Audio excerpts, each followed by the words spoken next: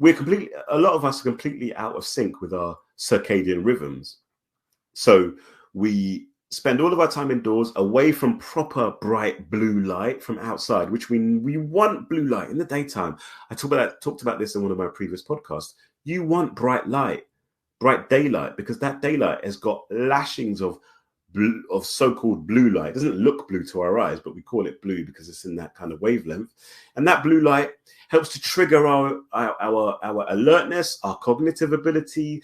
It triggers the production of cortisol, which is called a stress hormone. But you want cortisol in the daytime to help to be alert and ready to do what you need to do, But children in particular these days are spending the vast majority of their day times indoors, away from natural blue light, which means that their cognitive abilities are plummeting all the time in the modern world.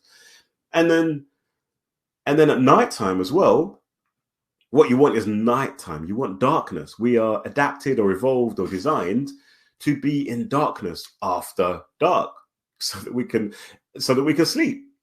But because of all the devices and the gadgets and the screen time and so forth, unfortunately, many people don't really get proper darkness at night. They're just constantly still bombarded with the light. And remember, I talked about blue light being can trigger cortisol. You want cortisol in the daytime. You don't want cortisol at night, because cortisol keeps you alert and keeps you focused, can keep you wired. And if you're at night and you're wired because of this cortisol, your ability to sleep is going to be massively affected. And it's been shown very conclusively that people with poor circadian rhythms or misaligned circadian rhythms, i.e.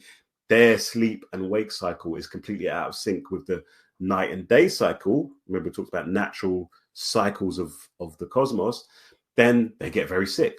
Cancer, cardiovascular disease, all these things. People who do shift work, unfortunately, are very at risk of getting these kinds of diseases.